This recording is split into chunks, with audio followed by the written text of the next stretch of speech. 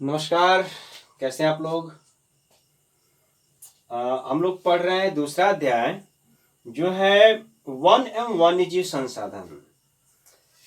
इसके दो पार्ट हम पहले पढ़ चुके हैं। आज हम तीसरा पार्ट लेके आप लोगों के बीच में आए हैं।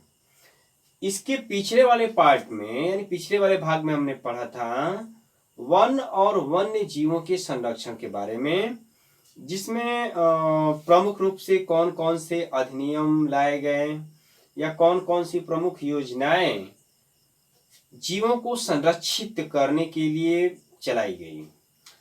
आज का जो हमारा यह टॉपिक होगा वह होगा वनों के प्रकार के बारे में, कि वन कितने प्रकार के होते हैं, उसके आधार क्या है वर्गीकरण के, और इसमें कुछ प्रमुख नीतियां, महोत्सव या वनहास के कारण समस्याएं, इस पर आज हम लोग पढ़ेंगे। ठीक है, तो चलिए शुरू करते हैं। फिर देखें क्या है। सबसे पहले यहां देखेंगे वनों के प्रकार। वनों के प्रकार, वनों का वर्गीकरण। तो जो वनों का वर्गीकरण किया गया है वो प्रमुख रूप से दो आधारों पर किया गया है। पहला है प्राकृतिक वातावरण के आधार पर। प्राकृतिक वातावरण के आधार पर वन जो होते हैं 5 प्रकार के होते हैं, जो कि आप क्लास 9th में पढ़े होंगे। एक वन का ही चैप्टर है, हम इसके बारे में बता देते हैं वो 5 कौन कौन से होते हैं। देखें, सबसे पहले उष्णकटिबंधीय वर्षा वन या सदाबहार वन। दूसरा होता है उष्णकटिबंधीय पर्णपाती वन या मानसूनी वन। तीसरा होता है उष्णकटिबंधीय कटीले वन या झाड़ियां। चौथा होता है पर्वतीय वन और पांचवा है मैंग्रोव वन। तो यह 5 प्रकार के वन जो है भारत में पाए जाते हैं। किस आधार पर वर्गीकरण किया गया है? प्राकृतिक वातावरण के आधार पर वर्गीकरण किया गया है। दूसरा है प्रशासनिक आधार पर वर्गीकरण जो किया गया है वह 3 प्रकार के। तो 3 प्रकार के होते हैं आरक्षित वन, रक्षित वन और अवर्गीकृत वन। किसको कहेंगे? चलिए देखते हैं। आरक्षित वन किसे कहेंगे? आरक्षित वन जो सरकार के द्वारा आरक्षित किए गए होते हैं उसको हम आरक्षित वन कहते हैं। भारत में देखेंगे तो कुल वनों का 50% से अधिक, लगभग 54% जो है आरक्षित वन है। इसमें मानव के प्रवेश वर्जित होता है। और देखेंगे कि वन और वन्य जीव संसाधन संरक्षण की दृष्टि से मूल्यवान वन होते हैं। यानी वन्य जीवों के सुरक्षा की दृष्टि से देखा जाए तो यह वन बहुत मूल्यवान माने जाते हैं। ठीक है, और इसमें किसी का प्रवेश, मानव प्रवेश वर्जित होता है, बाध्य होता है। आगे देखेंगे कि रक्षित वन किसको कहेंगे। रक्षित वन देखिए यहां हम लिखा है वन भूमि जो और अधिक क्षरण से बचाई जाती है। क्षरण का मतलब होता है नष्ट होने से। यानी वे वन जो अधिक नष्ट होने से बचाने के लिए सुरक्षित किए जाते हैं या उनको संरक्षित किया जाता है, ऐसे वनों को हम रक्षित वन के अंतर्गत रखते हैं। और रक्षित वन देखेंगे कि कुल वन का लगभग 1/3 है। ठीक है, यह रक्षित वन जो अधिक नष्ट होने से बचाई जाती है उसको कहते हैं रक्षित वन। तीसरा है अवर्गीकृत वन। अवर्गीकृत वन किसको कहेंगे? इन दोनों को छोड़ करके अन्य जितने भी वन हैं उसको हम अवर्गीकृत वन के अंतर्गत रखते हैं। कैसे? अन्य सभी प्रकार के वन एवं बंजर भूमि जो सरकार, व्यक्तियों और समुदाय के स्वामित्व में है उसको हम कहेंगे अवर्गीकृत वन। जो कि जिस पर मान लीजिए किसी व्यक्ति विशेष का अधिकार है या किसी समुदाय का जो नियंत्रण है, ठीक है, या कोई बंजर भूमि है वहां पर वन है, तो इसको हम अवर्गीकृत वन के अंतर्गत रखते हैं। आगे चलिए देखते हैं क्या इसमें वन महोत्सव के बारे में। वन महोत्सव सरकार द्वारा देखेंगे कि प्रत्येक वर्ष वृक्षारोपण को बढ़ावा देने के लिए जुलाई का पहला सप्ताह वन महोत्सव के रूप में मनाया जाता है। हमारा विद्यालय भी ओपन जब होता है तो देखे होंगे कि वृक्ष लगाए जाते हैं, ठीक है। तो जुलाई का पहला सप्ताह मनाया जाता है वन, जिसकी शुरुआत जो है 1960 के दशक में यानी 1950 में उस समय कृषि मंत्री थे हमारे देश के नेता थे के.एम. मुंशी, इनके द्वारा इसकी शुरुआत की गई थी, ठीक है। और इन्हीं के प्रेरणा स्वरूप देखेंगे कि फिर राष्ट्रीय वन नीति की घोषणा 1952 में की गई, जिसके अनुसार निर्धारित किया गया कि भारत में कुल 33% भूभाग पर वन होने चाहिए, ठीक है। तो 33% भूभाग पर वन होने चाहिए, यह घोषणा की गई राष्ट्रीय वन नीति में, जो कि स्वतंत्रता प्राप्ति के बाद का समय था। पहली बार 1952 में इसकी घोषणा की गई। फिर देखेंगे कि संशोधित वन नीति की घोषणा 1988 में की गई, जिसका प्रमुख ध्येय जो रखा गया, जो उद्देश्य रखा गया, वह था वनों की सुरक्षा, संरक्षण और विकास से संबंधित। यानी वनों की सुरक्षा के लिए, संरक्षण के लिए और विकास के लिए देखेंगे तो संशोधित वन नीति लेकर के आई थी 1988 ईस्वी में, ठीक है। तो ये था वन महोत्सव और वन नीति के बारे में। आगे जो हम देखेंगे वह है कि भारत वन स्थिति रिपोर्ट।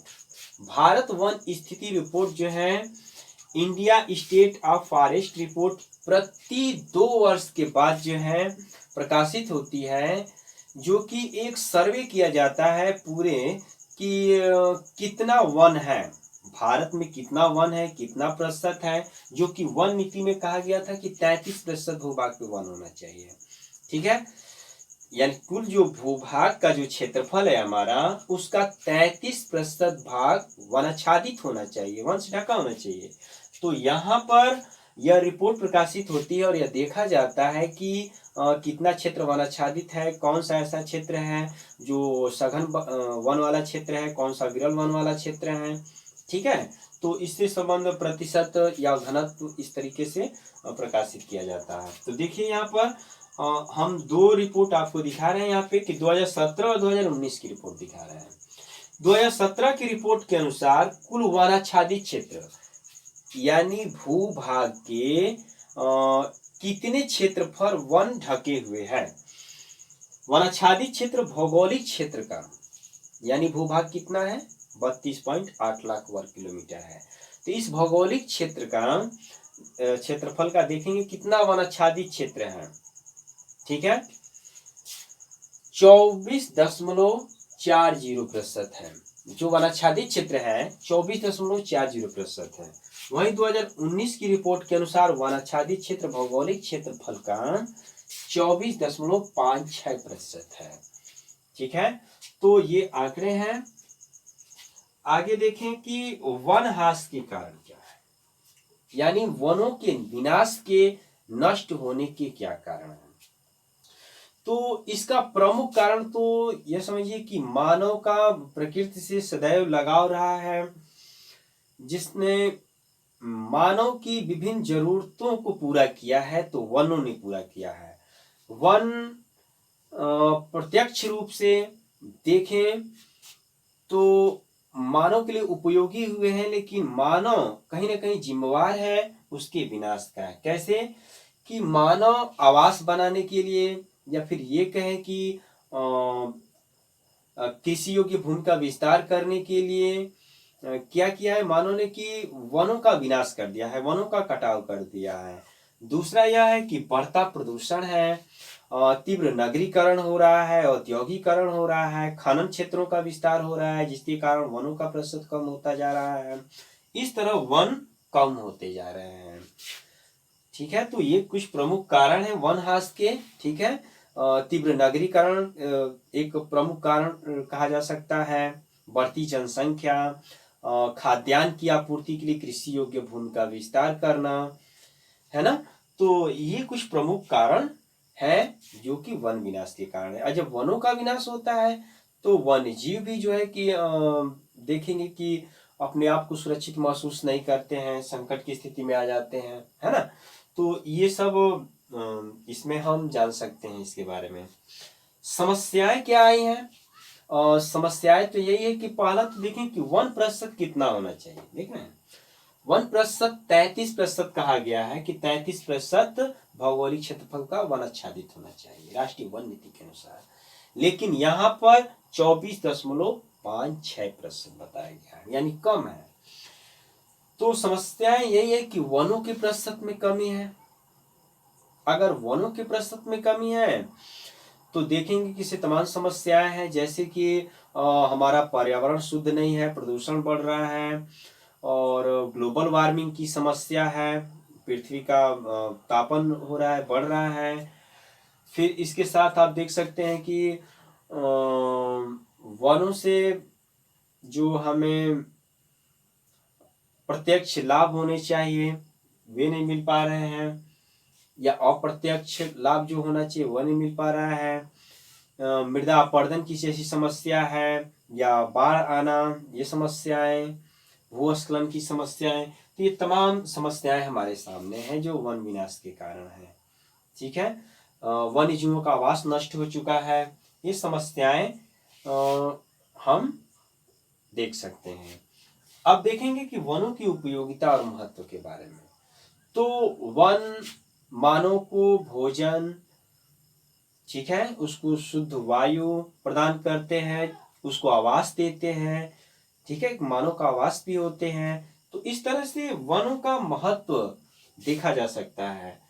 एक यहाँ पे डेफिनेशन लिखी गई है जो कि पंडित जवाहरलाल नेहरू के शब्दों में कहा गया है कि उगता हुआ वृक्ष प्रगतिशील राष्ट्र का प्रतीक होता है। उगता हुआ जो वृक्ष होता है एक प्रगतिशील राष्ट्र की नींव रखता है, यानी हमारा राष्ट्र अग्रसर हो रहा है, आगे बढ़ रहा है। तो यह इसके महत्व को इस परिभाषा से ही समझा जा सकता है। प्रत्यक्ष रूप से वन देखेंगे हमारे लिए, वनों से हमें ईंधन प्राप्त होता है, या फर्नीचर उद्योग में वनों का प्रयोग है, या कच्चा माल हो सकता है उद्योगों के लिए, है ना, जिससे औषधि निर्माण कर लीजिए, या फिर मान लीजिए कोई भी फल है हमें भोजन के रूप में प्राप्त होता है, शुद्ध वायु हमको मिलती है, हमारा पर्यावरण शुद्ध करते हैं, तो यह प्रत्यक्ष लाभ है। अप्रत्यक्ष रूप से देखें कि ये मानसूनी पवनों को आकर्षित करते हैं, वर्षा लाने में सहायक होते हैं। दूसरा यह है कि जो वृक्ष होते हैं बाढ़ नियंत्रण में भी सहायक होते हैं, और मृदा अपरदन को रोकने का कार्य करते हैं, है ना, और जो वर्षा का जल होता है उसको भूमिगत करने का भी वृक्ष कार्य करते हैं, जो कृषिकत्व की घटना होती है। तो यह वनों के उपयोगिता और महत्व को भी हमने देखा, और इसमें आज हमने वनों का वर्गीकरण, हाँ, ये जो है प्राकृतिक वातावरण के आधार पर 5 प्रकार का, इसका विस्तृत अध्ययन जो है क्लास 9th में आप किए होंगे। फिर भी हम 9th की भी क्लास ले रहे हैं, आप जान रहे हैं। तो जब यह टॉपिक हम पढ़ाएंगे तो विस्तृत रूप से वनों के बारे में बताएंगे, ठीक है। फिलहाल क्लास 10th में जो आपको पढ़ना है विस्तृत रूप से, थोड़ा इसको देखते हुए चलना है। जो हम बताए थे आरक्षित वन और रक्षित वन और वर्गीकृत वन, वन महोत्सव, राष्ट्रीय वन नीति, इससे संबंधित एक पार्ट और हम आप लोगों के बीच में आएंगे लेकर के, जो कि होगा कुछ प्रमुख शब्दावलियों से संबंधित, जैसे जैव विविधता क्या है, पारिस्थितिकी क्या है, जैव विविधता संकट के क्या कारण हैं, इससे संबंधित टॉपिक होगा, जहां से हमको एक बेसिकली हमको जानकारी होना चाहिए, और एक शब्दावली के रूप में अगर हमारे पास जानकारी होती है तो आगे चल करके हमें किसी परीक्षा में कोई दिक्कत नहीं हो सकती है, ठीक है। तो वीडियो देखते रहें, और मैं जानता हूँ जहाँ तक जो भी मैं बता रहा हूँ ये सिर्फ अभी के लिए नहीं बल्कि आने वाले कल में भी आपकी तैयारी के लिए महत्वपूर्ण होगा। तो तो इसलिए नोट्स भी आप लोग साथ साथ जो हम बताते हैं बनाते चलिए। और बाकी हम पीडीएफ फाइल का लिंक जो भी चैप्टर पढ़ाएंगे उसके लास्ट वाले पार्ट में जरूर आपको देंगे। ठीक है, तो डिस्क्रिप्शन लिंक में जा करके आप वहां से उसको डाउनलोड भी कर सकते हैं, नोट्स बना सकते हैं और अच्छे से तैयारी कर सकते हैं। और कोई समस्या हो या आप कमेंट बॉक्स में हमें जरूर बताएं। ठीक है, वीडियो कैसा लगा ये जरूर बताएं हमको। और अभी तक यदि हमारे चैनल को सब्सक्राइब नहीं किए हैं तो प्लीज सब्सक्राइब कर लीजिए आप लोग। ठीक है, ताकि जितने भी वीडियो आए वो आप तक सीधे पहुंचे। ठीक है, ओके।